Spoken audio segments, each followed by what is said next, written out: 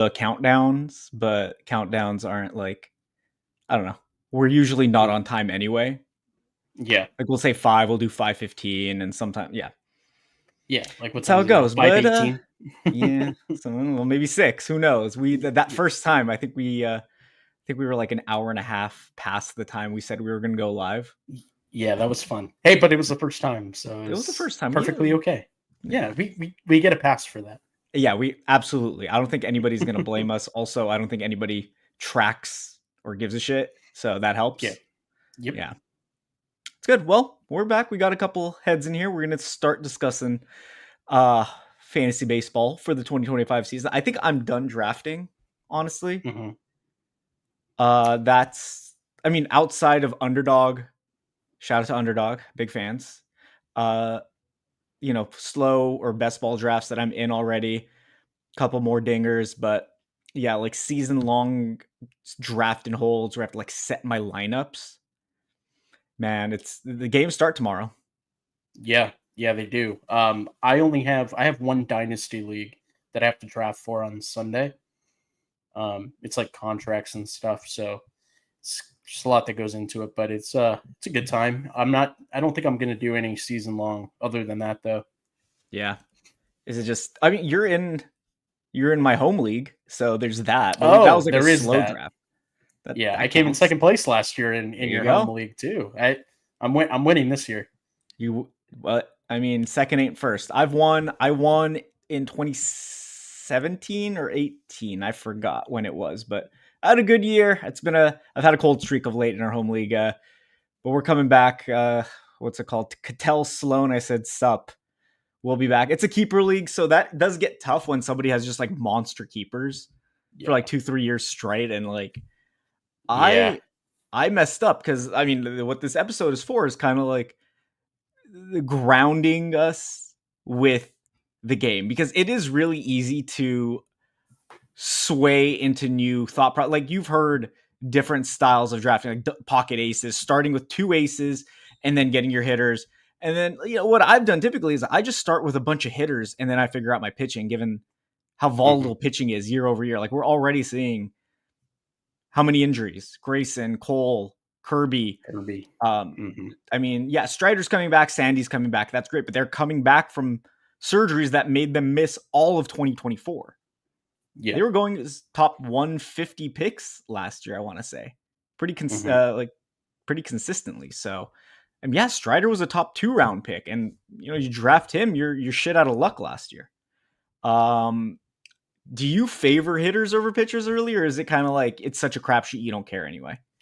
I definitely lean towards going hitter earlier, like you, Mm-hmm. but I think you kind of just take the draft as it comes, Of or course. if you can find the most value up front. Like that's kind of the way I approach things. But um, I guess in general that does make me fall towards hitters in the beginning part. Yeah, it's really tough to pass on Fernando Tatis and Mookie Betts. I know Mookie Betts is sick right now, but for even a Paul Skeens, like I love Skeens. Skeens is amazing, but we've seen the numbers on guys who throw that hard, sustaining that for a year. And home leagues, fantasy playoffs are what matter the most. You don't really need the best team. You just need the best Hmm. team for the last 3-4 weeks or however long your playoffs are. The worst bet to have for those last 4 weeks to get to those last 4 weeks are pitchers. Correct. Yeah, definitely. They're just so volatile that it's always up in the air. Yeah. I mean, hitters get hurt too. Fernando Tatis was out for 2-3 months with a mystery hamstring injury, but he came back. You're not really going to come back from Tommy John or shoulder surgery or whatever. Yeah, Hell, Royce Lewis definitely. tore his ligament off the bone or whatever, Yeah, and he was he back he he blew up his hamstring again. again. And he's on a moderate strain. I mean, do you drop a Royce Lewis in a league with no IR, knowing we're still 2 weeks away from domestic opening day or a week and a half? Hmm. He's gonna be out probably 2 months. Yeah, I probably do because you can't really trust him anyway. Yeah, Like sample size is so small. He's amazing. I like Royce Lewis a lot. I actually took him in our home league, but Yeah, I probably let him go in spots where I don't have IR spots that I can hang on to him, without it counted against my roster. Yeah. I have a tough one. If they announce like a 6 to 8 week timeline like tomorrow, you already have like the first 2 weeks kind of taken care of without games being played. It's probably going to be 8 weeks. If Mhm. anytime it's 6 to 8 weeks with an injury like this, it's going to be like 8 weeks, Yeah. maybe even longer. But even so, again, you're kind of eating 2 weeks without games being played. You could get lucky. If no one else gets hurt, that's kind of the only, it's like your stash basically, as if you had a Mhm. prospect for a month, like a Roman Anthony. But if you have the Roman Anthony and you have a Royce Lewis, you're going to drop Royce Lewis if you don't have IL in your leagues, or if you have one IL even. Yeah, Um, 100%. because it's like you're just holding a dead roster spot, and that's kind of the worst thing you can do. Um, Especially in like roto leagues where like every day counts the same. Like game one counts the same as 162. Yeah, Yeah, correct. Like it's really rough to continue to roster a guy like that. yeah. I. But then there's the guys returning from injury, the Striders, like we mentioned. Are you bumping up Strider seeing him today? No, because I already know what he's capable of. Like I try not to buy into these small sample size like starts too much. The only thing I really care about is velocity. Um, and it was good to see him in particular. Like his velocity was up. He hit 98 multiple times, Yeah, which is what I want to see. So I don't care about results. I do care about more of like the granular things like velo yeah, and break and stuff. yeah. Which to you look good. I'm not a big. I don't know about IVB. I don't know about break that well. I know velocity. Yeah. I know whether a pitch is successful or not based off of whatever metrics they have on Statcast. Shout out to Statcast. I would be nowhere without them. But yeah, I mean, Strider looked good to you. I trust you. But would you push? But you wouldn't push him up in drafts. You wouldn't buy the helium now. You would have been drafting him by pick 90 to 100 or even later, wherever he was going. No, I think I would keep him at the same spot. I'm sure he's going to get helium in every format. It's just Mm-hmm. like I've already, I guess, in terms of underdog, I've already gotten my shares to where I don't need to press it anywhere else. But I understand why people would want to buy in because we know what he's capable of when he does pitch. He's a top five pitcher, top three pitcher, probably even. And he was getting drafted as such as early as last year. So I Definitely. uh I don't have a problem with him getting pushed up. It's just I'm not going to be one to push him up. Yeah, here he is. He's on ESPN's draft rankings around pick 100. Around Mike Trout, Royce Lewis, who obviously is going to drop now. Um, yeah, Schwellenbach, Strider. I still might take Schwellenbach. Mm, I think it's close. I know that they go in a similar portion of the draft Mm-hmm. in underdog. I think Strider goes like a round earlier, but still relatively in the same spot. Yeah, I look at it like, I mean, Schwellenbach, he's young. He hasn't had, I mean, this is Strider's second Tommy John, so it's not like his first rodeo. He's coming back a little soon. It's 11 months instead of, you want 14 to 18 months removed before returning, but he had the internal brace, which Hmm. we don't really have big data on. We don't have, I mean, maybe this is a magic surgery. Like Brock Purdy had the internal brace and returned that like the same year within the same calendar year after having it input. So, Yeah. I mean, not he wasn't a hard thrower, but nevertheless, he was still throwing the ball. Hmm. Uh, Looking at this, I mean, Max Fried. I'm not into Max Fried anyway, so I would take Strider over him. Glass now, I'm not into, given that he tore his UCL partially last year and could be headed for. I'd rather have the guy or guys, whomever it may be, who had the surgery, like Strider and Sandy, and are returning from it, than the guys who might be headed for it, like Fried and Glass now. What about you? 100% agree with you. Yeah. Yeah. I think it's almost like they're past what they needed to pass. Yeah. You don't really want to anticipate injuries and like pray that a guy doesn't go down Mm-hmm. because they're likely. I mean, there's just guys that you would rather roll the dice on that don't have any question marks. Like we know how good guys like Glasnow and Freed are, but is it really worth the gamble when you could just, at least in this ADP that we're looking at right now, like you could just take the chance on Schwellenbach. Yeah. Yeah, I right? mean, He's I healthy. think he has board not ace upside. I don't think he's as good as Strider. He's not as good as Strider. It's very hard to be as good as Strider, but can he come within that initial George Kirby, Dylan Cease range? I think so. So Yeah, that top I can don't be see why not. a top 50 overall fantasy player. Yeah. And he's healthy now. He's not coming off surgery. So I would take that. Roki's an interesting case because he could have that Strider upside, but he's another guy. Like, I think he's been pitching through a wonky elbow in Hmm. Japan, and that's why his innings have been limited. But I'm still intrigued because there's Yeah, very little information there. yeah. The raw stuff with Sasaki is like we're talking like top shelf raw stuff. It's just I don't like. He's a guy that I've been staying away from only because he's not that far removed from getting recommended Tommy John surgery and refusing Mm, to get it. yeah. Um, at, with as hard as he throws, it probably will come at some point. Maybe not this year. Yeah. It's just all you're betting on talent and health, and I'd rather just bet on talent and not have to worry about health with some of these Yeah. other guys. Yeah. With every pitcher you're betting on health anyway. It's like they're all Yeah. risks to one degree or another. But again, you have prior information with a Glass now with Freed that they've suffered these elbow, forearm injuries and are kind of not on their last legs per se. Like they'll be back eventually after, if they were to have surgery or if they were to miss time again, they'll be back. But if you're drafting a redraft, format like, most of us are, it's a hard bet to make, especially in the top 100. And Glasnow's rising right now. Bailey Ober is someone I've been kind of selling myself on as, worth that investment. I'd like it as my SP1 or 2.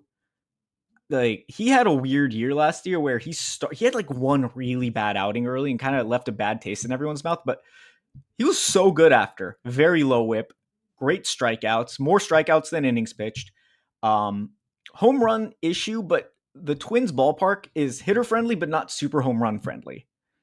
Hmm. So I'm not, and you look at the Royals, Guardians, Tigers, those aren't home run happy parks. The offenses are good, but I'm not as worried about as others on Ober. Would you be taking Ober over a Strider, Schwellenbach, Roki, Glasnow, Freed, like this range of pitchers? It's a good question. I would definitely take Strider over. Okay. Um, I feel like Glasnow, Ober, Schwellenbach is like kind of close in my head. Okay. Those three.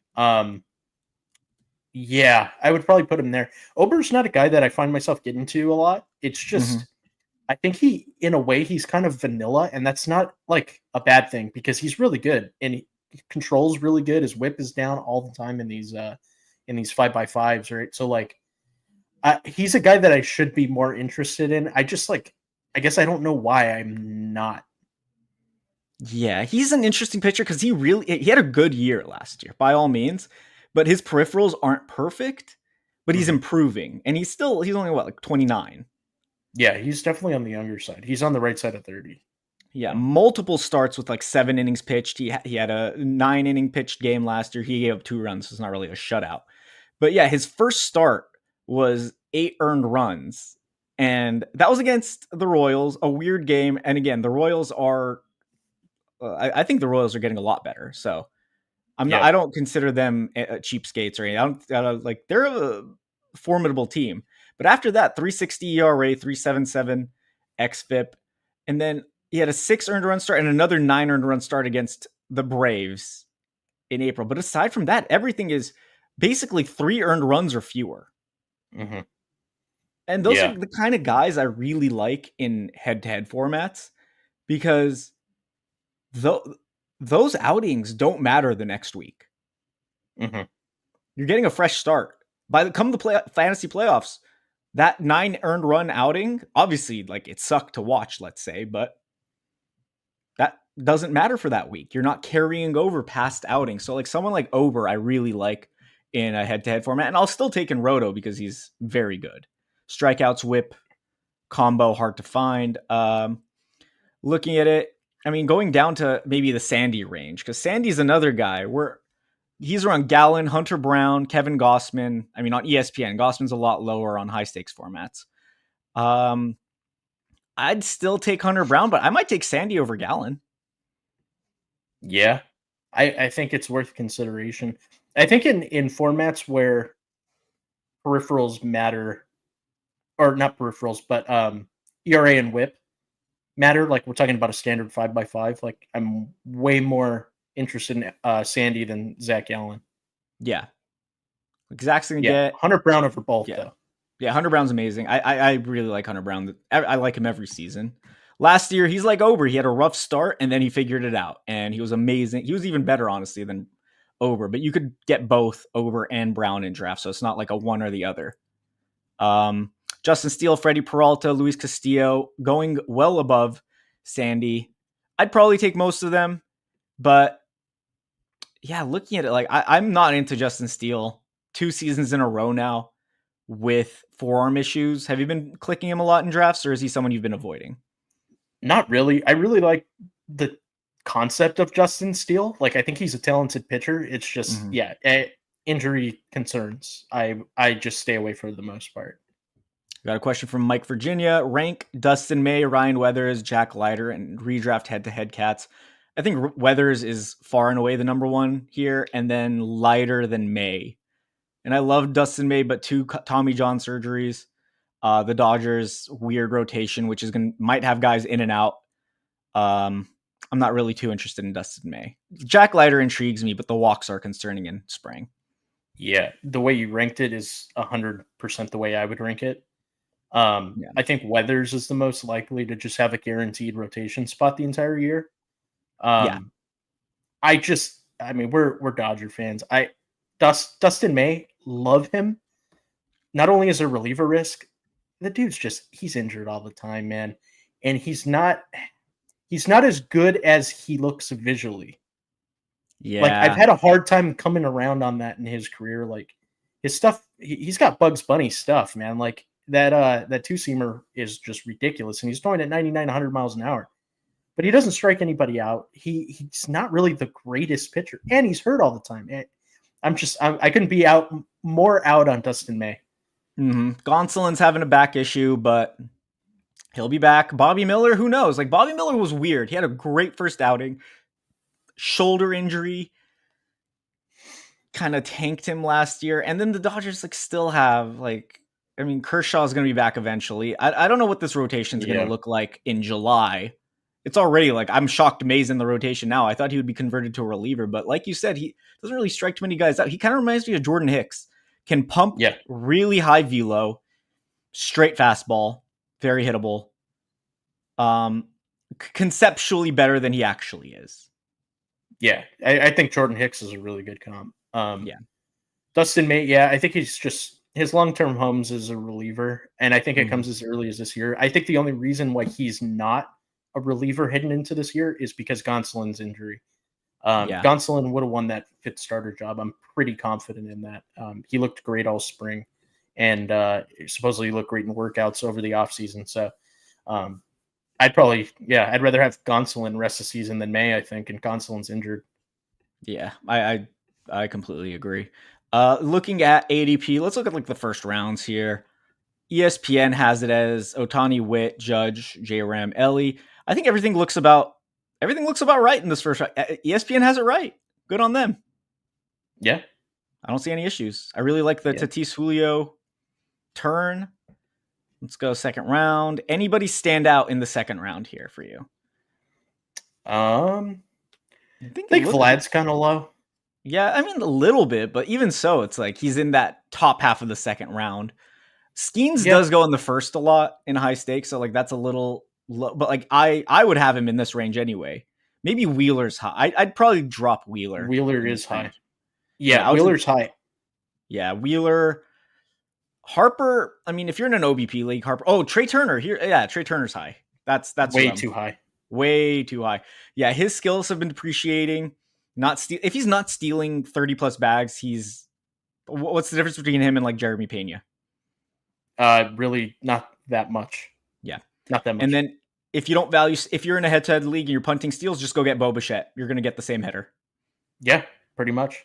Yeah, Trey Turner's an awful pick. OBP, he does not walk. So there's no real format boost for him in any league.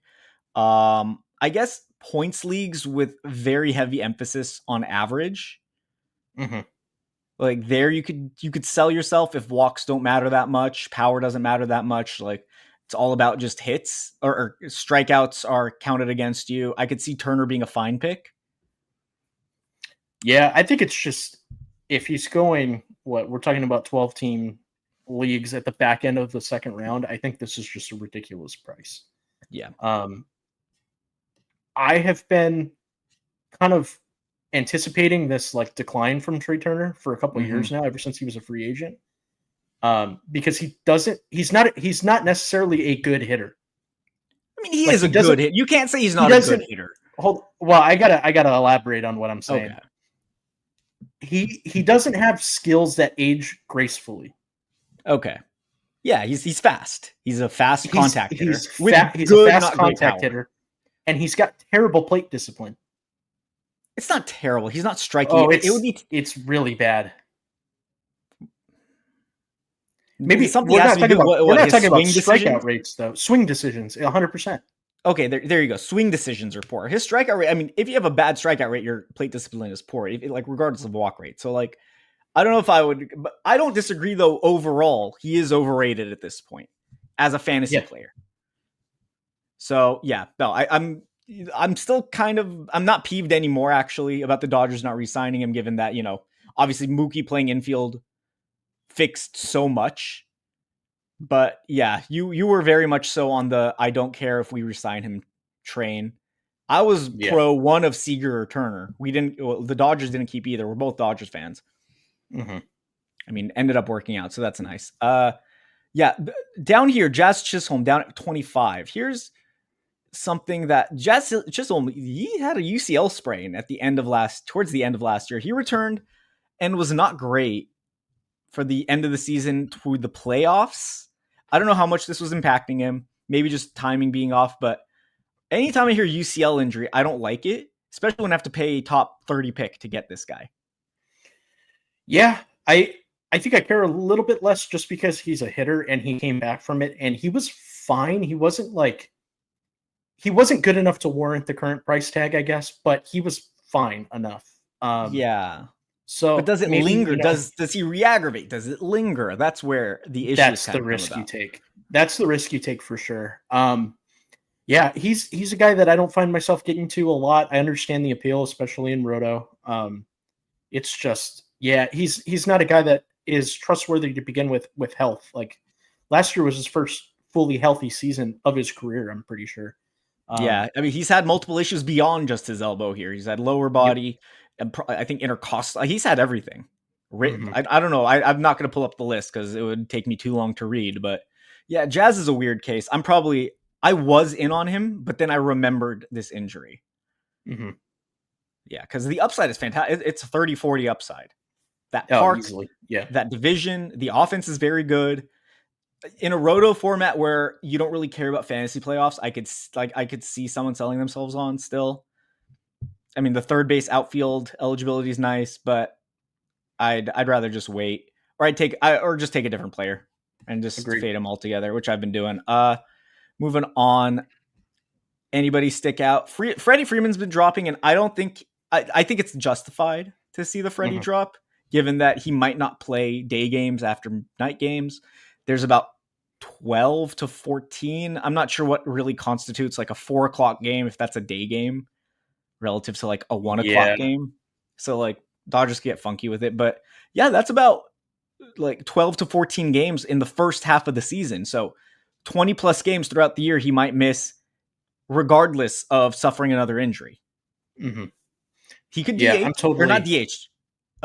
He could pinch hit, but one at bat's not really going to get you there. That's maybe one game's worth, let's say 2 games worth of at bats throughout the games he misses. Are you in on Freddie at the cost? Because there is a bit of a discount at least. Yeah, I'm like 100% out. I love Freddie. I really do. But man, it's just a tough price to pay for a guy that you already know is missing games. Like there's a guarantee that he's missing games. Yeah. And it's not a minor injury he suffered last year either. Obviously, he had ankle surgery. He still hit the cover off the ball in the World Series, but It's just not something I would rely on moving forward. And he's already on the older side. I believe he's 35 without looking it up. Yeah, he's So 35. So it's tough. It's tough to get on the if anybody has any players that they're concerned about, we could definitely go through them if you're in this chat. We're happy to cover any players. We're just going top to bottom, really top 100, because obviously after a certain point, everybody's a massive risk. You're kind of taking relative gambles. Anybody else stand out here for you? Rafael Devers for me. I'm big out on him, like fully fading him with the shoulder injuries. yeah, I think that's a very, very fair fade. He's not a guy that I click a lot, but the talent's there. It's just you're gambling on the shoulder. Once again, I think the lineup's going to take like a massive step forward this year. So it's just, third base is a position too where I have a lot of guys that I like late. So I guess I'd rather gamble on third base than Ruffy Devers. Definitely. Wyatt Langford rising. I mean, he's past the oblique. I think this is a very fair cost for Langford. He's been going in the second round in some drafts, some high stakes drafts. But if you could get Langford at cost on like ESPN or Yahoo or whatever, I'm in on the breakout. Yeah, I think he's slightly too cheap. Slightly. So what? Like early third round / late second is where you'd go? Yeah, maybe in the range of like Jackson Merrill. Back into that's the fair. second, early third. I don't view them that like differently in general. Yeah. I guess it depends more on like the league construct. If we're talking about OBP leagues, I think I'd rather have Wyatt Langford than Jackson Merrill. Absolutely. But That's not even a if we're question. talking about standard 5x5, like I think I might even want Langford there. It's like really, really close, I think. But OBP leagues, Langford's a slam dunk. Yeah, the Rangers offense is far better than the Padres, and I like the Padres this year, but hitting in the middle of that order, he got so much better in the second half of the season. Again, the oblique injury in preseason or spring training is the only reason I have kind of tapered off. But talent is massive. One of the best. Like, he could be the next Kyle Tucker. Yeah, that's definitely in his range of outcomes. Crochet really into the breakout. Some risk, but he's healthy now. That's what matters. O'Neal Cruz been going in the second round of high stakes drafts, early third at times too, or he was early third. Now he's going into the second round. I'm fine with it. I think O'Neal Cruz. I mean, this is the year he's the poor man's Ellie De La Cruz. Yeah, I could definitely see it. I think he's too cheap as well with the outfield eligibility. Definitely. I'd prefer him at shortstop. Shortstop's pretty shallow. Is it? Yeah, after a certain point. Yeah. I guess it depends on how many teams in your Bichette, it gets gross. Yeah, those are two names I don't touch. So, but that's the thing. And that's a range where it's like the last bastion of shortstop. If you're in a 10-team league, obviously, like there's going to be players available at every position. You have to consider it as heavily. But if you're in a 12, 15 deeper format, drafting 25 rounds, you're going to want your shortstop early. Trust me. Seager, speaking of shortstop, I just can't do it. I can't do the Seager thing anymore. 2 hernia surgeries last year. I don't want to. You can? Okay. I can. I at least I guess I'm not thinking about this from like a roto standpoint, but like on Underdog, I take a ton of Corey Seager because his weekly upside is massive. But that might be a format where the price is justified, and then here it's not. I don't know because he doesn't steal bases, and we're talking about a roto, like a roto league. Yeah, that's already 1-0. Yeah, it's really tough to stomach, and he's obviously injury prone. I don't know if the upside is high enough to justify it. Again, you want these guys in the fantasy playoffs. Seager, I mean, it's a great team. The Rangers, I expect to win the AL West, and they're not going to just shut him down for shutting him down sake, which they did last year with a lot of the Adolis, Seager. They were just like, just get your surgeries, get out of here. Let's focus on next year. So there's that benefit. Another guy, Acuna. They're saying early to mid-May, which is very likely mid-May and could even be late May. If you don't have multiple IL spots, and if you're in a league with no IL spots like the NFBC, I don't want Acuna. Yeah, totally on board with you there. If he's not stealing bases, his value is coming from being a good hitter, and Yeah. I don't know if he's good enough to justify the cost. Like, he's only had 2 seasons where he's just been, like, I think, worthy of where this draft selection is if you just removed, like, stolen bases, Yeah. um, which aren't gonna be a part of his game this year. Like, what are you anticipating in terms of stolen base output, like 10? No, more than 10. He is someone who will steal without a green light. Mhm. But that year he came back from what's it called? Okay, I have it right here. So Acuna tore his ACL in, I believe. Oh, wrong area. Why are we looking at umpire's butt? Lovely. I had the stats up. Fangraphs is slow. I don't think that's a shock to anyone. Here we go. Yeah, so he came back in 2022, 15 homers, 29 stolen bases in 119 games. 15 home runs in 119 games isn't getting you anywhere. 71 runs is fine. 50 RBI is not great. 266 average. That was off the first torn ACL on his left knee. This is his second. Yeah. Yeah. It's tough. And I think, like, the more I'm looking at these projections too on him, like, we're talking about Steamer, 46 stolen bases in That's 132 crazy. games. Like, that is so insane. The reason I say 30 is, or I said 10 stolen bases is because if he misses 2 months out of 6, that puts him on a 30 stolen base pace, which I think is super fair. Yep. Maybe 10 to 12. Maybe 10 to 12 stolen bases is what I expect to see from him. I'm going to say 20, but even 20, if you get in 120 games, let's say you get another 15 home runs in 120 games, 15-20 from an outfielder is very replaceable. Easily. Yeah. He's not a replacement player. Not saying that. He's going to have a 250 plus average like he does every year. But again, like, he could hit as low as 250, which he's done multiple times in his career.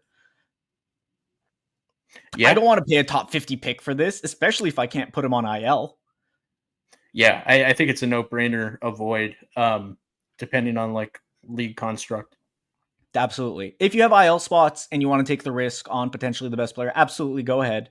I'm not going to chastise you if you have like 2-3 IL spots. It's Ronald Acuna. I get it.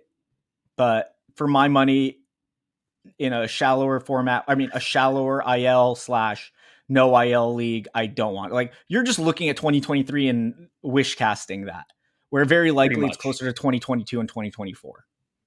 Yeah. I think, just looking at it, like, 2022 is probably your best barometer. And even then, the steals are Minus likely coming stolen down. base, minus Yeah. stolen base production. Yeah, minus stolen base production, and maybe even a downtick in average from that 266. But even if you Like, get the 266, again, 15-20, good runs, okay RBI, okay average.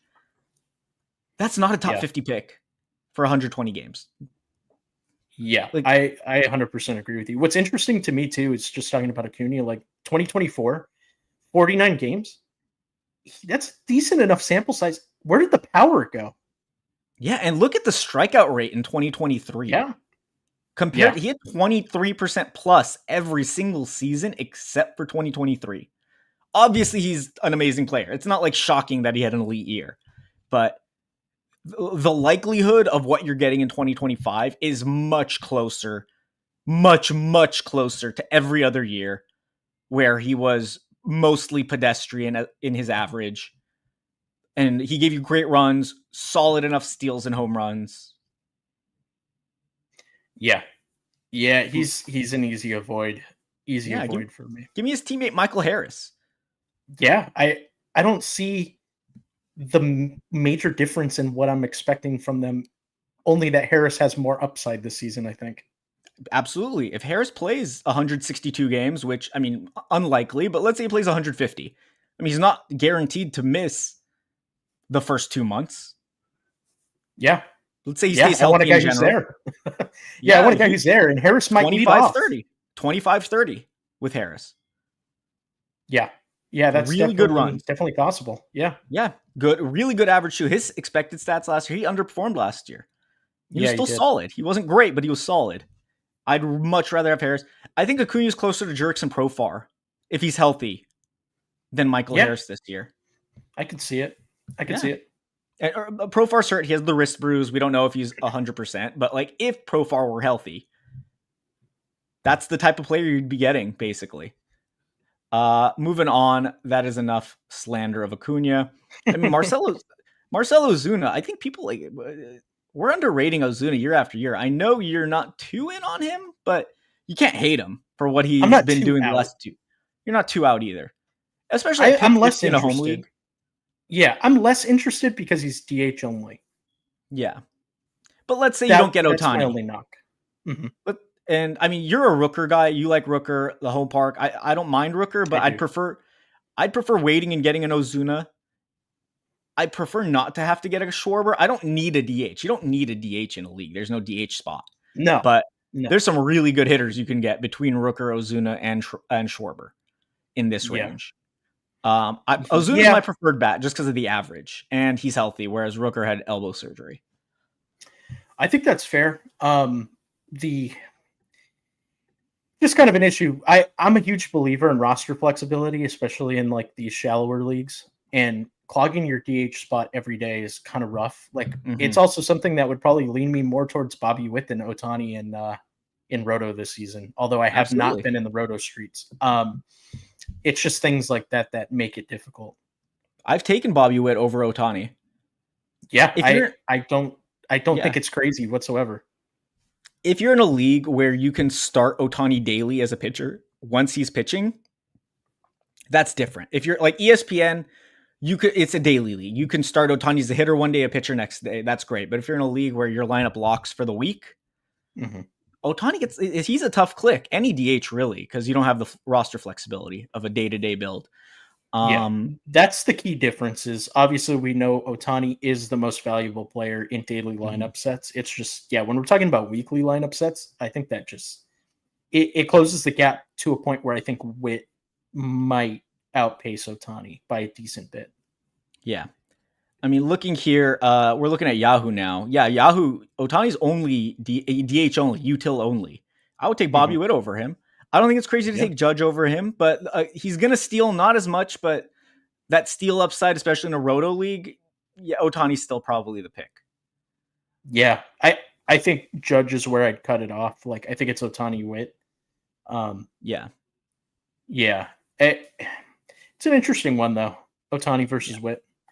Yeah, I'm pro Witt in these types of leagues. But again, ESPN, where you get him DH, SP, that's tough to pass on where you could start him every day.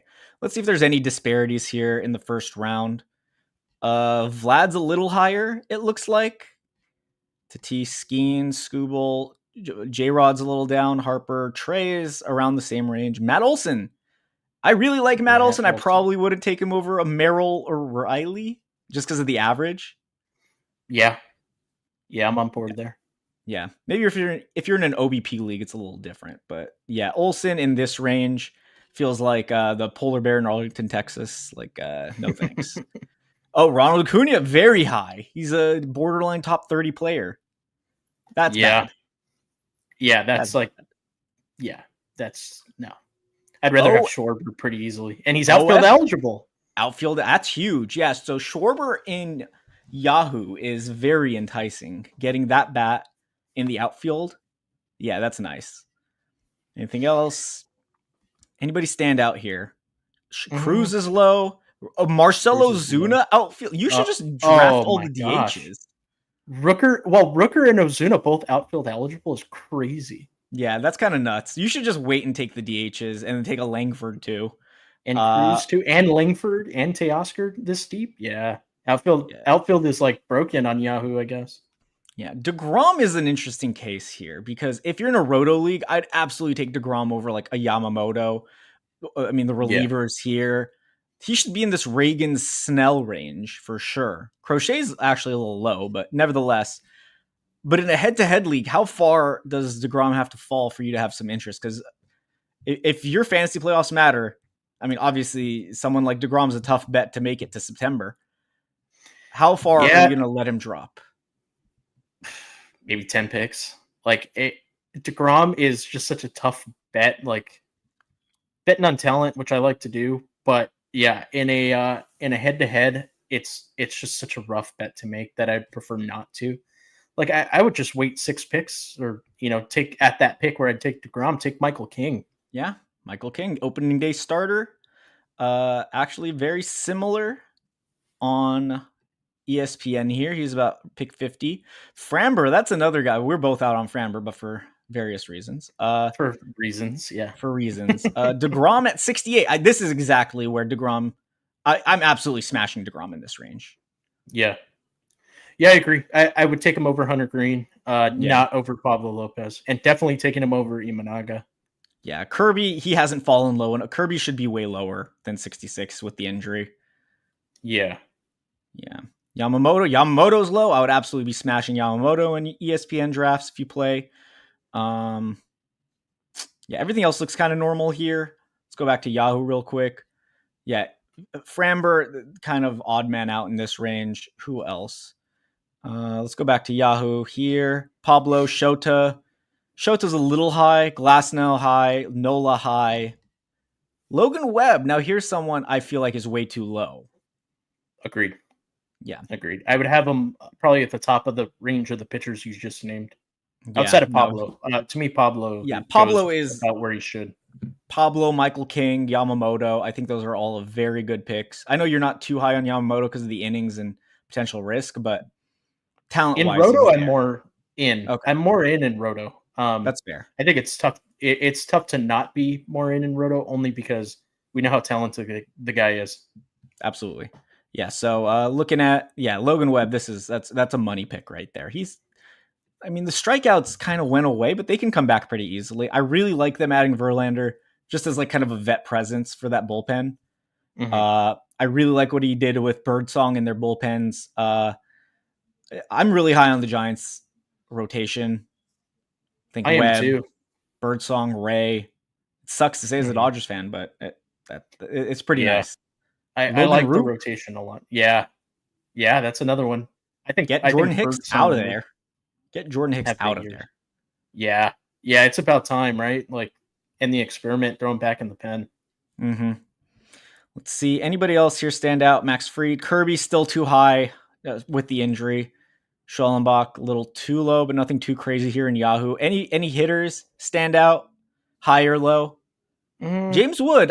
James Wood at 61. I feel like he should be like around 45 to 50. I think that's like the biggest steal on this page. Because he not only does he have the monstrous power, he's got the speed to go with it. And if we're talking Roto, that's a really tough spot to not take James Wood.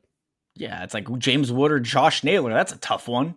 Yeah, exactly. Yeah. You're getting to the point where these guys start getting boring. Yeah. And James Wood is a hell of a lot of fun. Outfield, well, I know O'Neal Cruz has outfield, but I think Wood, O'Neal Cruz, just like this untapped potential in both of them. It's just so sexy. And I'm a believer in compounding risk because you want the multipliers in this game. In fantasy baseball, the biggest thing you could get is first round, second round type talents that compound. And, health is great. Stability is great. You could get that later in drafts.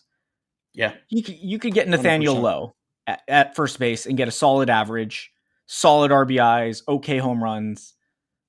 But you're not going to get a 5 category contributor like Wood potentially. Even if his average isn't good. Even if O'Neal Cruz's average isn't that good. You can make that up later. Agreed. Yeah, you should be making bets early in your drafts on guys that you think could get taken in the first round next year, not guys that are stable. Going back to ESPN, is there anybody here you think Lawrence Butler intrigues me a ton? I don't know if he's a first round potential guy, but he could be like a yearly second round type value, especially in that A's home park, which they're going to play in for 3 years, I believe. So there's a lot of short-term value to be found in a Lawrence Butler. I haven't gotten him too much outside of Underdog, but man. Yeah, definitely intriguing. Definitely intriguing because everything that he did last year is supported by, all the peripherals. Yeah. StatCast is in love with Lawrence Butler and projections are all over Lawrence Butler too. I think like his rate, like his per plate appearance rates and stuff are really, really strong. I think his counting stats are a little bit low because they have I'm talking about projection systems have Mm, some of his games played knocked down. mm. So if you can assume that he plays 150, 155 games, which he'll be in the lineup every day, the A's aren't going Yeah. anywhere. Like He's not you a could platoon see bat. 25, 25, pretty easily. Yeah, I mean Butler probably a decent comp, or he's a mirror image of Jackson Merrill. Yeah, they're not that dissimilar. No, like Merrill probably has the higher average, but like you might get more. You probably will get more home runs out of Lawrence Butler. Steals will be close-ish. Yeah, I think Butler has more stolen base upside, and the power's comparable. But yeah, Merrill I think will always have the better batting average because Yeah, his approach for how much power he has is more contact oriented than Butler's. yeah, they're both going to be really good. I'm just saying they should be, or they might be next year in the same middle second round range. I don't Yeah, think either are I first agree. rounders, which is I fine. agree that there's a really good chance of that. Yeah, and then Woods down here, similar range as Yahoo. 55. That's a little closer. I'd still take him. Would you take Wood or Butler? Yeah, I had a feeling you were going to ask me that. I think I would That's a take tough one. Wood. I Okay. think I would take Wood because the upside is higher than what Butler did just last year. Yeah. And Butler at the same time kind of came out of nowhere. Like I actually took him super late in an NFBC draft last year, because Hey, I heard great. something or I read something. What's up? That's a great pick. Yeah, I mean the team sucked, but I had Lawrence Butler, like 40th round Lawrence Butler. Um, Yeah. but no, he came out of nowhere. Obviously the skills are there and stuff, but James Wood is one of the most highly touted prospects in a long time. Yeah. So I think I'd rather bet on Wood's upside than if you just told me that Lawrence Butler would repeat last season. Definitely. 18 stolen bases in 125 games, 22 home runs in 125 games. And this was playing in the Coliseum, in the Oakland Yeah. Coliseum. So, I mean, he could be 30-25, 30-30 even, Lawrence Butler. James Wood can Mhm. be too, because James Wood came in with the tools to do that, whereas Butler kind of built them. And I'm not saying he has a hole in his swing or anything, Butler, but he has had a very high strikeout rates in the minors. Like Yeah. he's Which dominated I high A. expect Yeah. to Yeah. continue at least, Yeah. He might not be an OBP stud. Let's just say that. But it's nice to see he did hit lefties better than righties last year. Mm-hmm. So the lack of platoon risk, I said platoon risk, is pretty nice with Butler. I might, just for the new park and the fact I think Butler has the higher average, I probably go Butler over Wood, but it's close. It's a conversation. Yeah, that's a close one. Especially they're going in the same part of the draft Yeah. for a reason, I guess. Get one or the other. You're not too mad. The Kyle Schwarber's a DH here, but if Kyle Schwarber was an outfielder, like on Yahoo, are you taking Schwarber, Butler, or Wood? Schwarber. Yeah, just that 45 home run pop is too Yeah. enticing, or what? Yeah. Yeah, he's also going to be batting cleanup this year or third, right? Yeah, way better than Which, leadoff. yeah, he's going to be driving in runs. Like if Harper and Turner can stay healthy for the whole season or near it, like we could be talking about a guy who drives in 130, 140 runs like with ease. Not crazy. He's going to play every day. There's no platoon risk Yeah. with him either. Yeah. Yep. So, yeah, no, I'm not mad at that. Let's see going down. Anybody here stand out? Logan Webb's a lot closer to his proper value. He still should be going over Nola. Bryce Miller's Agreed. very high.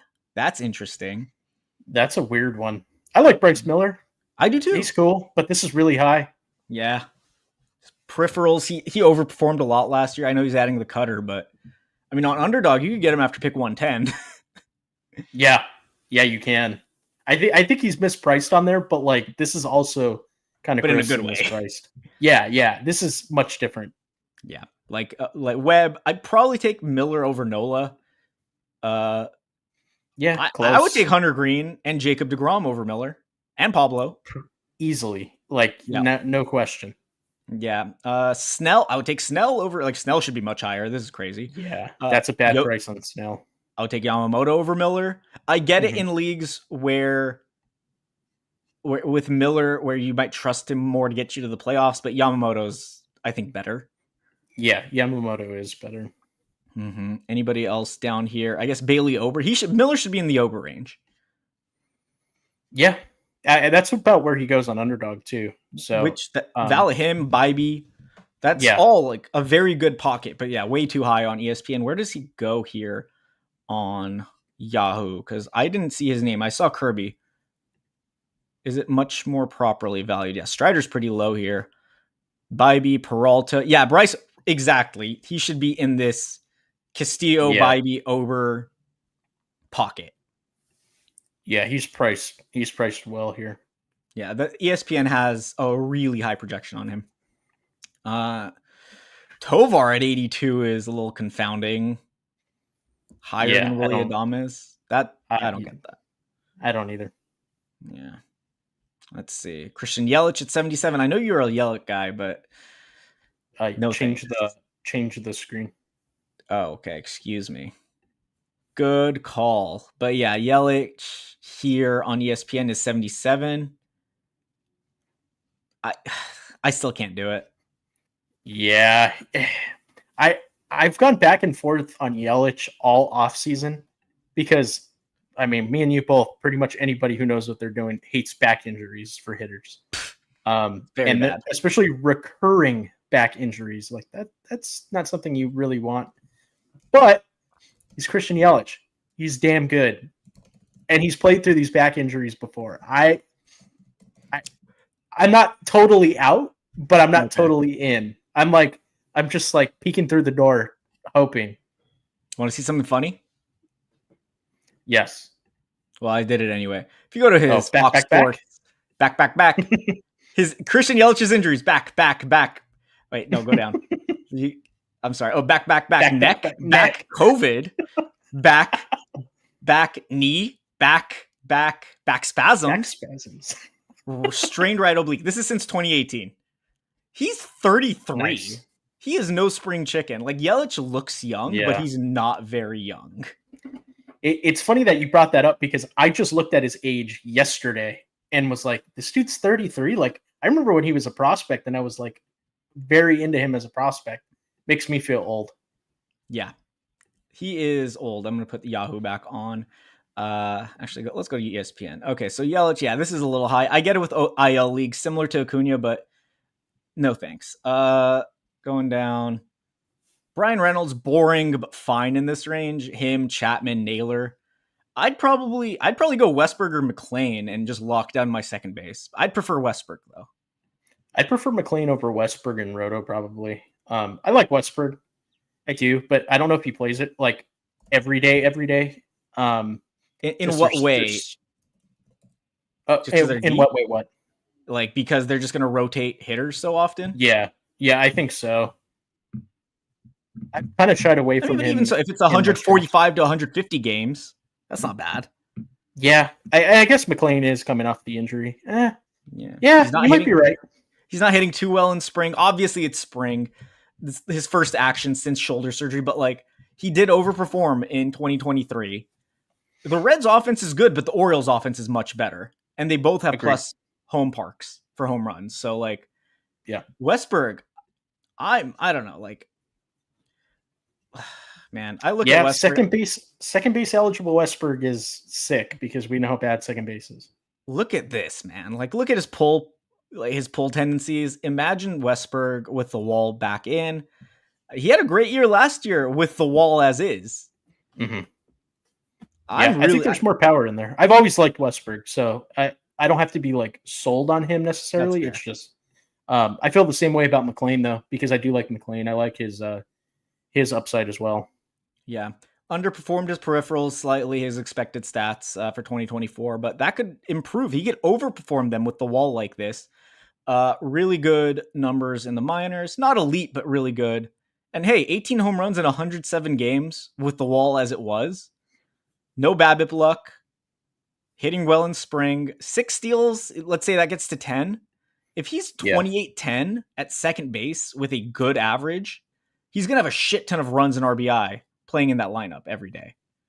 Yeah, I see the vision. Vision. Trust me. Like I'm totally on board with you. Like I would absolutely ignore. I mean, I like Ozzy Albies this year, but I wouldn't pay for Ozzy Albies. I'd wait just to get to this range and take a Westberg. Yeah, I think pound for pound, I'd rather have Westbrook straight up than Yep. Albies, I think. I don't disagree. Yeah, Albies is weird. His contact profile is not good. He's just fast. Or not contact profile, but like the overall hitting. He's not like putting up. I know this red doesn't really matter typically, but it matters to a degree. Like if you're faster, you can overperform your expected stats, your peripherals, and whatnot. Are we And looking at Albies? I think you have no, we're still have looking at Westbrook. Westbrook. No, this is still Okay. Westbrook. But I'm saying Okay. for Okay. a player like this, you look at this, you're like, he's just a damn good hitter. Yeah. And it's not like he had bad luck. He's just really good. And if he plays 145, 150 games, he's going to put some monster fantasy numbers. Whereas Yeah. Albies, I mean, I do not. Albies just isn't a guy I like. And I know I was saying earlier about Trey This is Turner, I don't bad. think he's a good hitter. This yeah. is what I think about Ozzy Albies too. Like, I just don't think that they're necessarily good hitters in the He's way that good, but I he's can not trust great. them to be long-term, like, good hitters. Yeah. That they could just fall apart any year. Yeah. He's the kind of guy, if he gets traded, I would never draft him. Yeah. He's a tough sell. Yeah. I mean, okay, he's weird. Every other year he's good, and this is the every other year. And he does suffer some injuries, so injuries could definitely play into it, but he's not stealing as much. I mean, even in 2023, he had 13 stolen bases in 148 games. Yeah, that used to be a huge chunk of his value. He used to be more of a 30-20 guy, like on a per plate appearance basis. Yeah, I mean, he's only once stolen 20 stolen base, and that was his max. So you're not really getting too many steals from Albies. You're banking on his health, which hasn't been great. He's not hitting well in spring, but that doesn't matter too much. Low BABIP, so that could come up. Orioles and A's, I'd say they're comparable offenses. They're two of the 5-6 best offenses in the MLB. Yeah, so definitely would be preferring. I would not be taking Albies in his range. Where does he go? Oh, yeah, look at that. Yeah, right here at 51 for Albies. I'm taking the outfielders. You don't need a catcher that bad in a one-catcher league, but yeah, Wood, Webb here. I would probably take Webb over Albies. I don't think that's crazy at all. No, I don't. Would you rather have Jose Altuve or Jordan Westbrook? Jordan Westbrook, because Altuve doesn't steal that much either anymore. Yeah, Altuve goes higher than Albies. Yeah. I mean, and you're never going to play him in the outfield, even if he gets the eligibility. Oh, actually, Altuve stole 22 last year, but he only hit 20 home runs in 153 games. I expect Westbrook to hit more if he plays that much. Yeah, Slightly lower average. Yeah, like with Altuve, we're betting on a guy's like downside of his career. With Westbrook, we're like shooting the moon. And it's like he already performed we're on the upside. Yeah, and there's more in the tank. Like last year was his first full season because he played almost or half the season, right? Westbrook did in and he broke his hand. Yeah, he broke his hand at the end of the year too. So that's the only reason he didn't play a full season. Yeah. So, yeah, give me Westbrook instead of these top 50 second basemen who are good, but it's just so tough to take those guys, especially like an Albies. I'd take Altuve over Albies. Yeah, I would too. Yeah. I'm just not an Albies guy whatsoever. Yeah, I was, but it's just and I'll take him on underdog for the stacks, but no. Okay, let's go down a little more. Felix Bautista, we're not going too deep into closers, but he might not pitch every day, or he's not going to pitch back-to-backs. I don't know. Like I would take Munoz. I'd take Duran over Bautista if you're going to go closer, because this is the range I would take closer. Yeah, definitely Munoz. Duran, yeah, definitely Duran too. Actually, I just like Andres Munoz in general. But yeah, both of them over Bautista. It's not even close. No, absolutely not. Yeah, Bautista. It's just, he's coming off. I think it's more than one injury to his elbow. Mm-hmm. So it was like a nerve issue. It was a lot going on. He's pitching, which is great, but sustaining that for 40, 50 outings that's where it gets tough. Yeah. Mm-hmm. Now let's see here. Royce Lewis, that's going to drop heavily. He's going to be up. We discussed him at the beginning of this. If anybody missed it, you could go back to the start of the stream. Roki Sasaki we discussed, but yeah, no, I just feel like Roki should be closer to Aaron Nola than this range. The Nola Webb range. I think he goes You're fine with outright. that just because of the risk? Yeah, I think that there's additional risk because, like we talked about, Tommy John risk. Like, Mm-hmm. I think it was 2 years ago that he got recommended to have Tommy John and said no, that he Yeah, was just that's going to never great. pitch through the issue. So it seems like a ticking time bomb. But again, you don't know if that time bomb is going to go off this year. It could go off next year, and then you're ass out on 130 really solid innings from a guy with insane stuff. So it's Not just, wrong. I guess it depends on the bet you want to make. Yeah, it's a weird bet, but one I'm okay. Like, I don't know if it's just a Japanese pitcher thing, but Tanaka pitched with a torn UCL for like his whole career. Mm-hmm. Yeah, Tanaka with the Yankees. He did get worse, but he was so good at the beginning. And hey, maybe that's Sasaki. He's just, I mean, until he gets Tommy John, he's just gonna. I mean, he's gonna be really good in the beginning and then kind of degrade and then have to get it eventually. So we'll see. Mm-hmm. Definitely worse bets. I'd still take Schwellenbach and the aforementioned over him. Going back to Yahoo for a sec, Tanner Scott's a little high for a guy who I still don't buy that Tanner Scott's the full-time closer. I definitely don't. I think it's just going to be Yates, Scott, Treinen, like all trading off. Yeah, Maybe even just Treinen and Scott, because there Yeah. hasn't been that much positive news about Yates in camp. really Yeah, I don't think so. interesting. I think he's had multiple blowups in spring. I did not pay attention because again, it's spring. Yeah, he has a 3.86 ERA through 4.2 innings. That's not awful, but yeah, he's walking a good bit of guys. Oh, okay. And the strikeouts are down. But it's just kind of the guy who had 33 saves last year. Like, it's hard for me to say he's not going to be involved. I don't think Scott's the full-time guy just because he's a lefty. No. Roberts loves his matchups. And that's why. Yeah. I think it's a 1A, 1B, and I think Tanner Scott's actually the 1B because he's left-handed. Yeah. So if it's Treinen or if it's Yates, I think there's going to be one of those guys. I still lean Yates just because of, having the it still didn't make sense when they signed him. I was like, we got Yates too? Yeah. I feel like it was just Friedman having fun. Yeah. Like too much fun.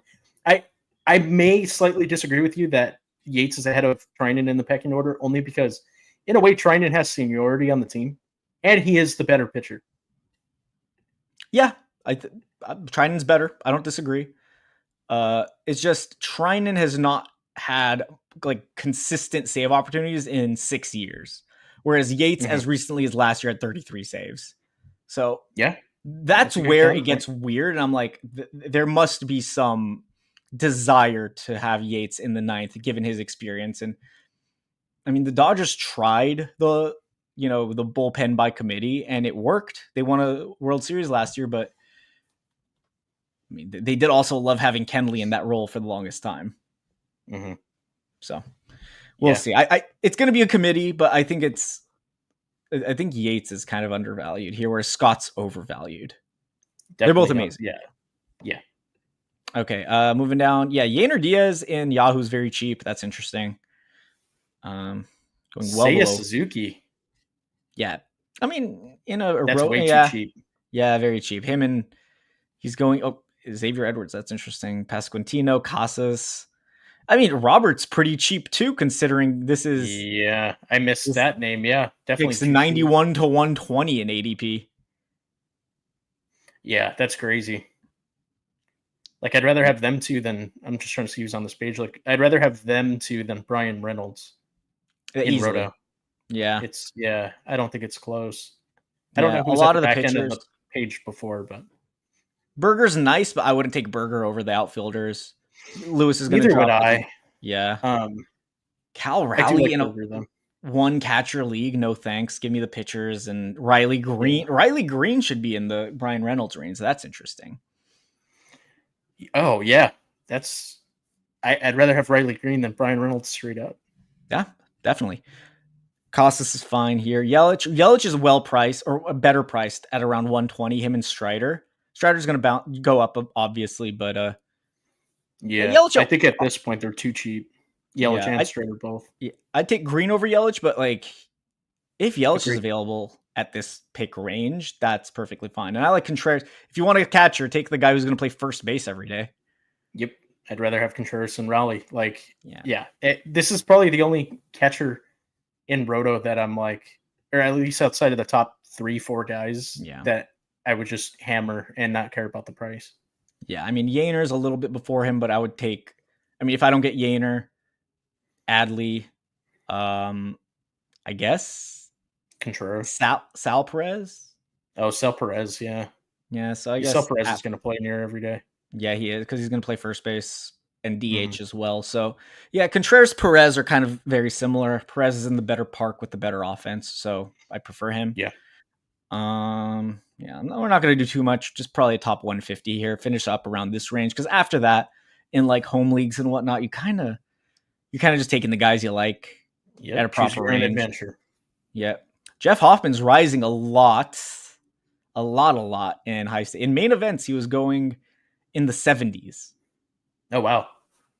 And yeah, Hoffman's good.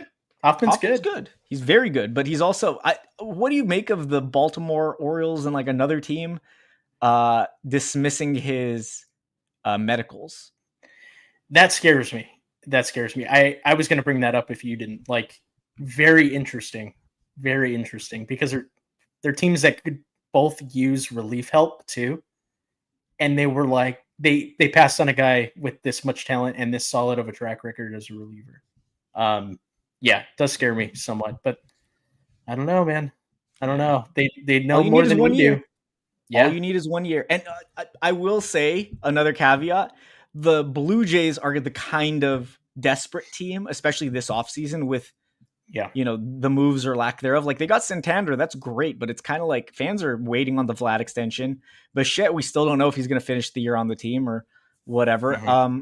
There's a lot of turmoil. Springer, we'll see what happens with him. I know you think he's washed, but yeah, I could see them have like panic signing a Hoffman and him falling apart. Like the other teams with his medicals were right, but I mean, in a league, in a Roto league where you need certified closers, I mean, this price is fine, like 120 range. Yeah. I think I don't think it's too expensive. Yeah, I would not pay the top 80 main event NFBC price though. Steele McClanahan. McClanahan's an interesting case.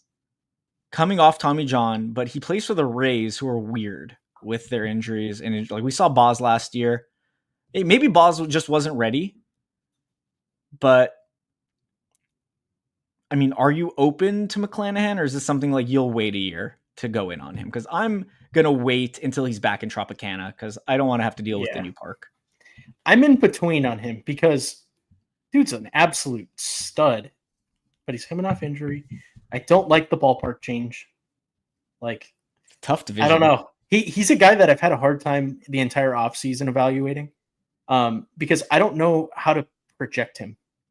Like, they've said that he's pretty much going to be capped at 150 innings, but I would take if he gets the 150, that's a huge win. Yeah, that's what I was going to say. I would take the under on 150. I'm expecting somewhere closer to like 115 to 120.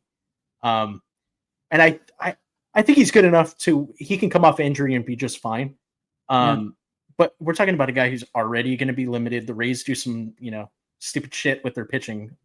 The more and more I think about it, like I'm probably more out on him than I am in, but I wouldn't fault anybody for being in on a guy that's this sexy. I mean, he's just a stud. Yeah. He's so good. He top 7 pitcher when healthy. Yeah. Definitely in the top 10. I would have a hard time picking 6 names off the top of my head. I wanted to say 5, then I was like, he's not up there, but he's, especially with fantasy, like, and at Tropicana, like with the boost that provides typically, which he's not in this year again, which is part of the reason to fade. Yeah, McClanahan, like, I'll be in on him next year if he could give us a clean 115 or even 100 innings this year, because then he could build off that, get to 150, 160. Adolis is a good price for Adolis. This is fine. But Randy, I think Randy in Seattle, I have no interest in. Most hitters that not named J-Rod, I have no interest in. And Randy, where are you at with him? I think he's like not dust, but like dust. Undraftable. Yeah, he's not a name that I enjoy clicking. When I do it, it's very rare. But Mm-hmm. yeah, bad park, bad lineup. Like, yeah, I showed a lot of signs of decline last year. He could bounce back to some degree. I'm not going to be the one to bet on it.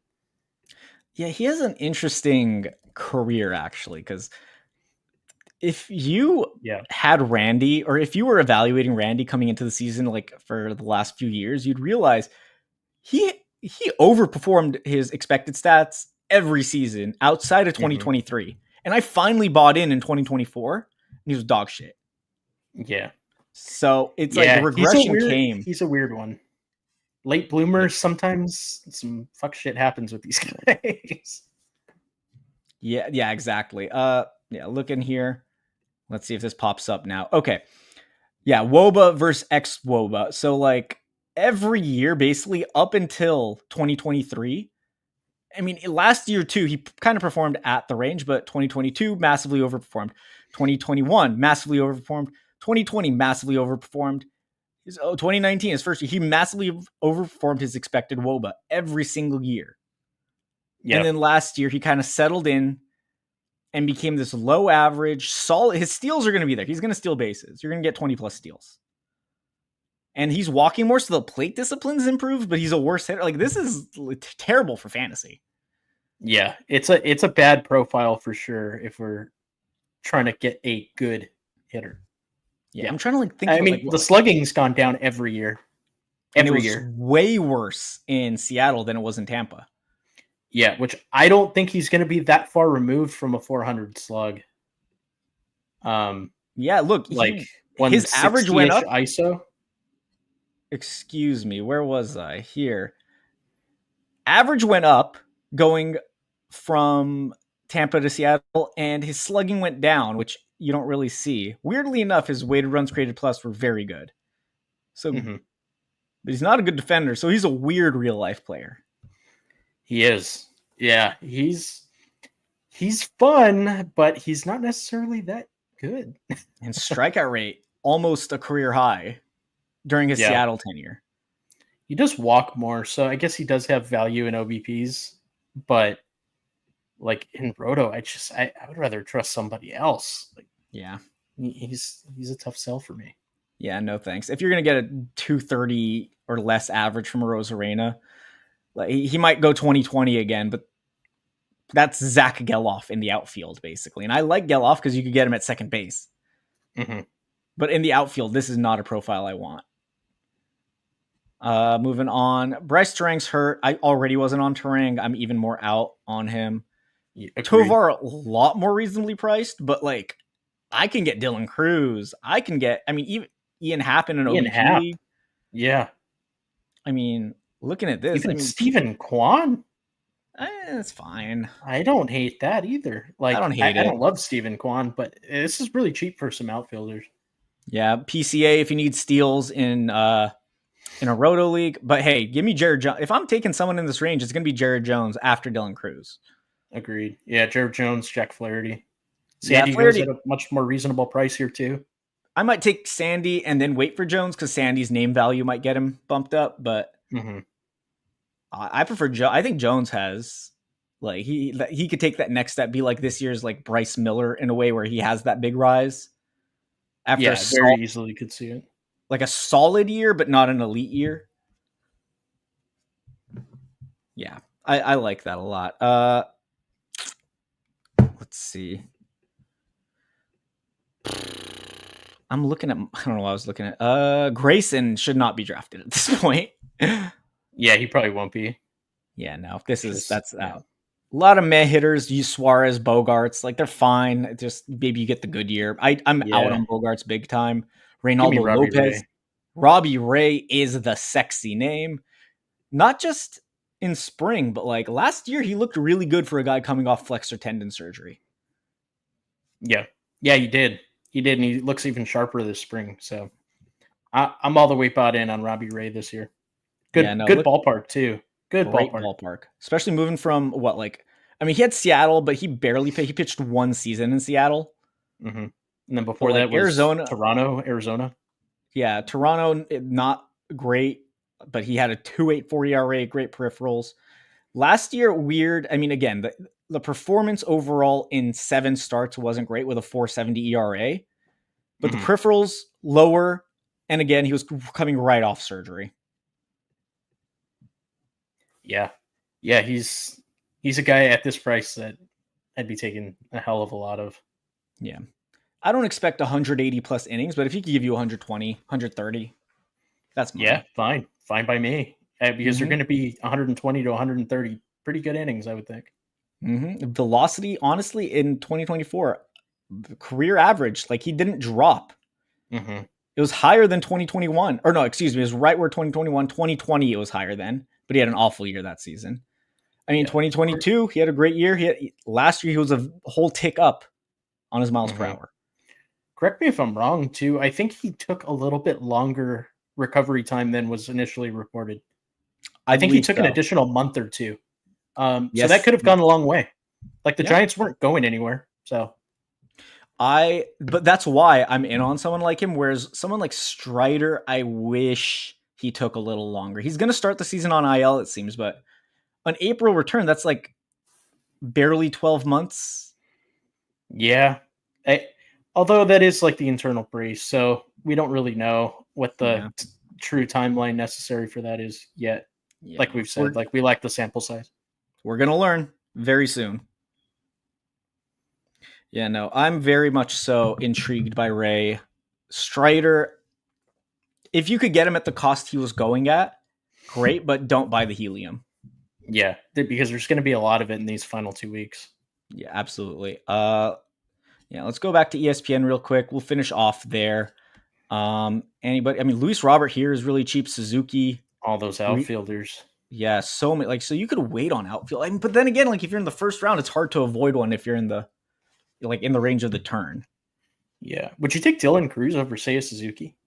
No, I would I take understand Seiya. they're back to back, but that's a crazy spot Yeah, for both of them. but I'd still probably take Robert over both of them. Just, I mean, in an average league, I'm probably just taking Lubob for the upside. I know it's stinky, but if he gets traded, Yeah, Lou that's Bob's interesting.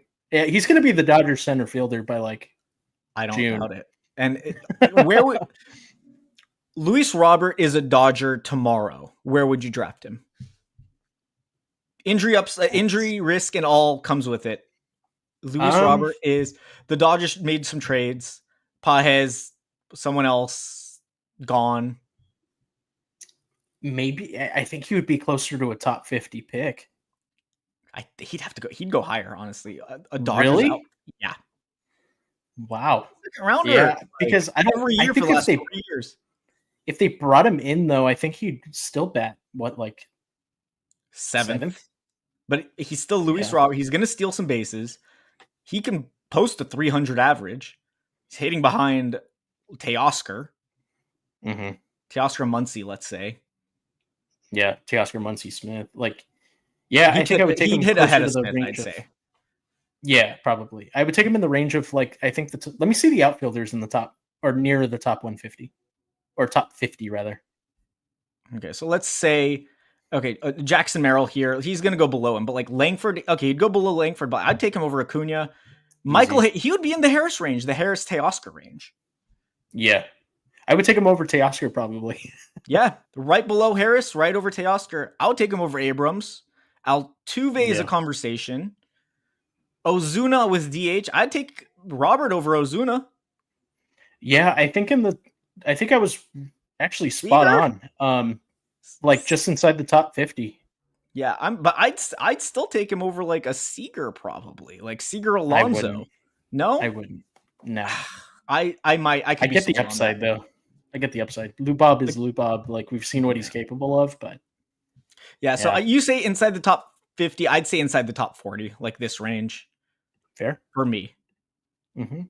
But that's in the situation because, and hey, you're drafting potentially for obviously the playoffs in a lot of these head-to-head leagues. So Lou Bob's the kind of guy. If he gets traded mid-season, he could be that second half like supernova. But we don't know. Obviously, it's very likely they trade him though. Like I think it's he's gone. He's gone somehow, some way.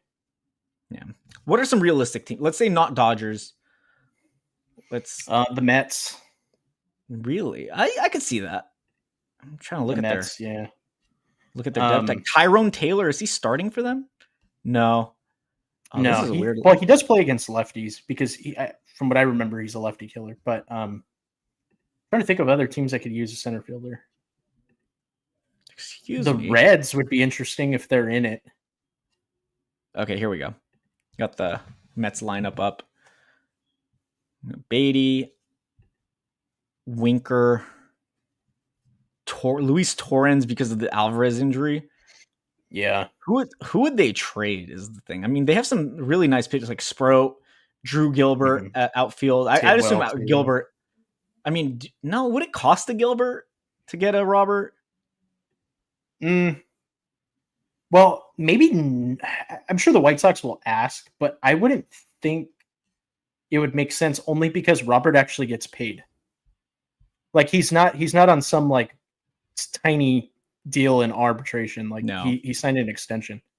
So obviously that tanks his value quite a bit. Maybe they could ask for Gilbert, but not Sprout. I don't know. Yeah. I doubt they'd get Sprout just because his value, but like maybe like a Jet Williams and Tidwell. Tidwell's interesting. I like him. I would take a Tidwell. I like him a lot. Okay, we're not going to go into Tidwell right now because nobody's actually drafting him, but yeah. Yeah, no, like Luis Robert, definitely someone of interest. After pick 100, a lot of drafts he goes in the top 180. Like underdog, I haven't taken him much just because he's going around pick 60 to 70. And I mean, he has single week crazy upside, but yeah, not knowing what team he's going to be on kind of makes it hard to stack. It's tough. Yeah. He's a good bet to make, though. I think. Yeah. In this post 100 range, absolutely. Like, I would swap Cruz. I mean, I'd take.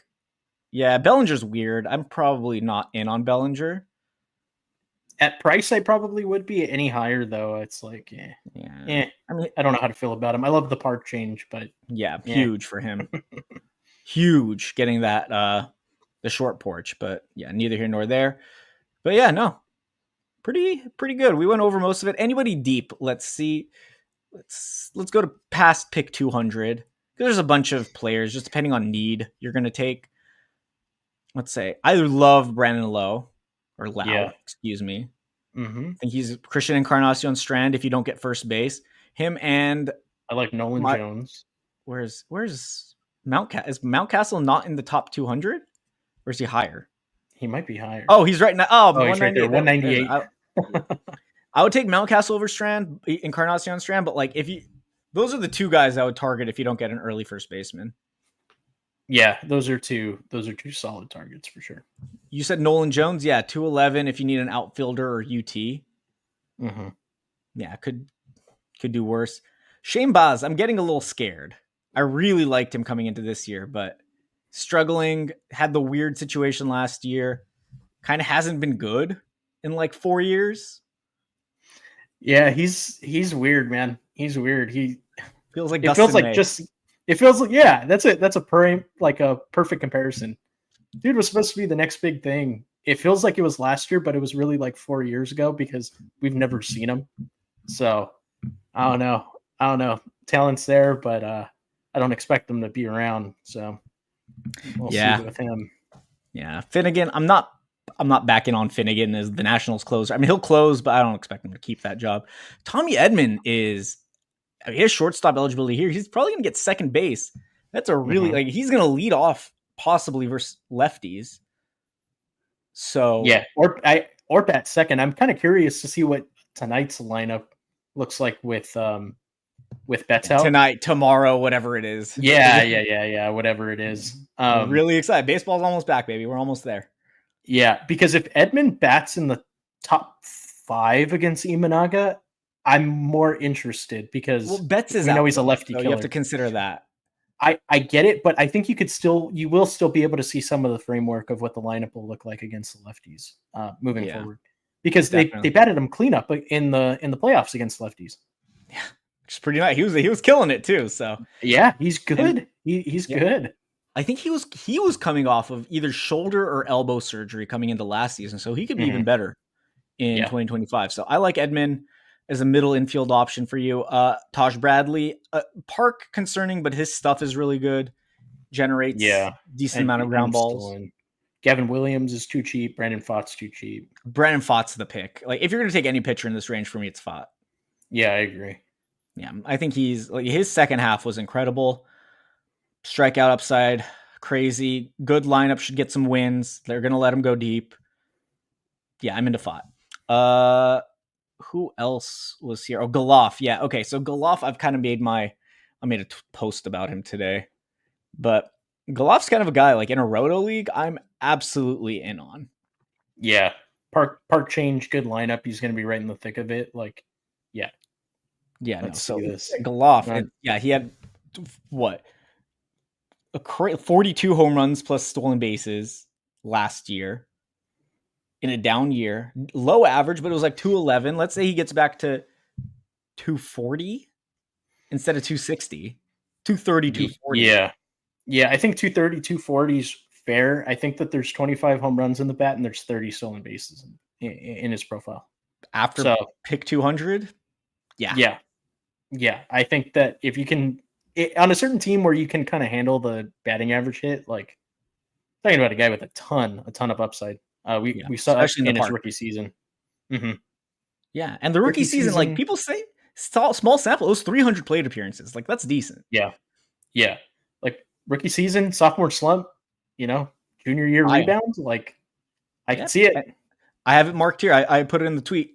April obliques train, and we know how those linger. It's why I'm out on some guys that like suffer them pretty good. Like Christian Walker, he suffered one last year. He was not as good after.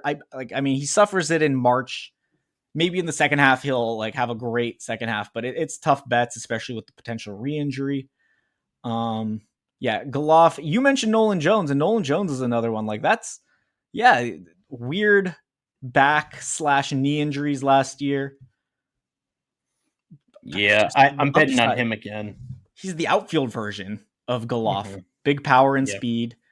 Better plate discipline. They're both going to strike out a lot, but Jones is going to walk like 12% of the time. So, yeah, you're not going to get that from Galoff, but also it's probably easier to... The thing is, you probably have your outfield filled by now. Yeah, but a bench outfielder never hurts, and I think he's a really good option. Yeah, so, I mean, if you're going to take a bench guy, I would take Jones over Galoff.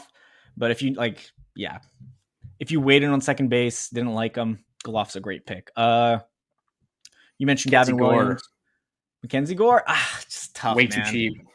He's a points league guy. I don't want to deal with the blowups. Him and Arrighetti are like the same guy to me. Good stuff, great strikeouts. I just don't trust the ERA and WHIP.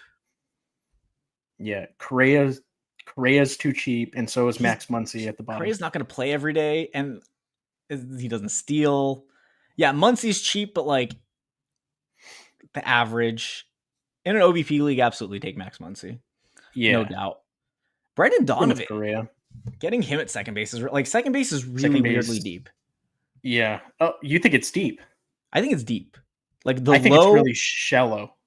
Low Galoff Donovan Holiday. Yeah, that's cool. I guess it's shallow in the way that like there's less guys you can trust at second base. After this range, it dies. But like it's deep in the sense that like you could wait until the end of a typical draft and still get a pretty solid second base, and then take a backup. Like take Gleyber Torres as your backup, if anything, if you don't trust Holiday or Galoff or someone. Yeah. So that's where I am with second base. Like I've taken shortstop early, second base late. Yeah. Eovaldi. I really like Eovaldi. I took him over at Zach Eflin recently, and I don't mind that at all. Yeah, it's funny you bring those two names up. Those are the ones in underdog drafts where I get to those two and I'm like, oh, like I don't need to draft pitchers. Like there's still these two guys left. Yeah. I love Eflin and Eovaldi. Yeah, it's the thing with the Orioles, just the park change. The Texas park, home run friendly, but overall pretty solid for pitchers more recently. Yeah. So I just give the slight edge, even though Eovaldi's older. I mean, they've both suffered some weird injuries. Like Eflin had like knee issues that he was dealing with for a while. So both decent risks. I don't think the performance is going to be too different. Woodruff finally started pitching. I know you like him. Yeah, I've kind of soured somewhat, but I'm still in. I think he's Yeah, fine, especially at this price. Like, roll the dice on definitely. him. Scherzer apparently is dealing with thumb issues since 2023, so no thanks. Um, Buxton, my boy. Buxton, yeah, Buxton too cheap here. He should be going closer to 200. Yeah, I Yeah, would I take Buxton understand over Nolan hating on Jones. Buxton, but yeah, 246 is so Yeah, outfielder 58 is kind of ridiculous. yeah. Victor Robles, unless you're in like a roto league, I have no interest in a Victor Robles. Hmm. Yeah, Um, only in Roto because I think he's going to bat leadoff in front of J. Rod and Rosarena, right? yeah, that's fair. Lars, our boy, we love Always Lars. will be my boy. Oh Yeah, my Clark gosh, Clay Schmidt. Holmes. Yeah, Clay Holmes is weirdly cheap on ESPN. He's going around pick 160 Oh, on high stakes. he's reliever eligible only, so I guess you do Yeah, kind of have to wait. But in that's head to like head 2 weeks. where you can use Sparks, dude, like Clay Holmes is crazy valuable. Yeah, that's very good. Yeah, I don't see anything. I mean, Christopher Morel, JJ Bleday, Garrett Mitchell. That's another pocket. That's the pocket. And Reese That Olson, I'm in on. Yeah. yeah, really nice. Joey Ortiz, very nice. You should get shortstop eligibility. Wallner really cheap here. Yeah. But again, there's so many players that are good. That's the thing. It's like you don't want to fade like the early good because you're like, oh, I could get Matt Wallner later. It's like, no, you should still probably take Wyatt Langford. But Hmm. that being said, if you did miss out, there's obviously like a JJ Bleday with the new park, his power, especially in an OBP league. I really like Bleday. If you can OBP. get his, yeah, I love Bleday in OBP, and even average, he was a 240 hitter. That's fine. Hmm. Um, okay, we're almost done. Merrill Kelly bounce back. Is that happening or not? I see it happening. Nah? I'm Maybe to a warming up. degree, but his upside I'm isn't that warming up. crazy anyway. But Not that good. you It's know, like at a pick good Jose 300, Barrios. yeah, pretty much. But he could pay off 100 picks at pick 297. Orion Kirkering, is he going to beat out Romano by like May? Because Romano's pitching really well in spring, but he's been so bad for 2 years straight. Yeah, Romano's got. I think Romano's still got stuff left in the tank, but Kirkering is the closer to the future, Yeah, and the future could be this year. So definitely. I'm looking. Trevor Story, we're hearing bounce back on Trevor nah. Story. We're going to finish this up. Nope, not happening. Too many Well, injuries. I want to see it for 1 year. I want to see it for like 2 months, let alone 1 year. Seriously, that's a good point. He's been horrible in Boston. And I Yeah, liked him a lot last year, but then another severe, like it was his shoulder, he popped out because he dove for a ball. So yeah. that being said, oh, you're me again. Hmm. Nevertheless, yeah, we love that. God damn it. Fun stuff. But thank you to everybody for tuning in. Yes, Cubby that is a Q's hat that he is wearing. It is. Yeah. Yes. Thank you. Hopefully this was helpful, educational. Uh Drafting is very weird. Obviously, points leagues are a lot different. You have to like points leagues. The biggest thing is your format, scoring. How much is a home run versus how much is a steal? Do Ks and at bats count? Like it's really hard to kind of pinpoint and give a cheat sheet for points leagues. Like we like the players we like and we don't like the players we don't like, and that's not going to change format to format for the most part. Dan, I think you'd agree with that, right? Yeah. I guess there's just guys that I'd bump up slightly or bump down slightly based on the format. Yeah. Format Yeah. is king, but like, yeah, Roto, you could take more injury risks with Roto leagues, whereas head to head, I want to take my top 100 picks / investments. I want them to be players that I can bank on for late August, September. Hmm. Agree. And if I can't, or if the price isn't right, like on a DeGrom around pick 100, which is, I'll do that. No thanks. So formats matter. Roto, high upside. You want as much production as you can get, and you could drop them. Forget about them later. Head to head, you want consistent season long production, especially into the end of the year. Am I missing anything? No, I think you've kind of hit it all. Yeah, I think this is quite the fantasy baseball preview. But again, thank you to Hmm. everybody for tuning in to another episode of Draft Dodgers. I was gonna say the Draft Dodgers, but that's just our @ on Twitter.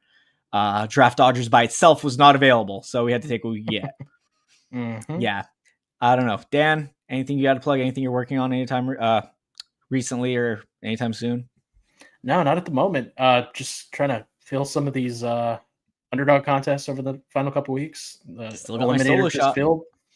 Oh yeah, we're gonna have to watch you do your solo shot. Yeah, I don't know how that's gonna work because I don't know if it's gonna fill in time if we do an episode.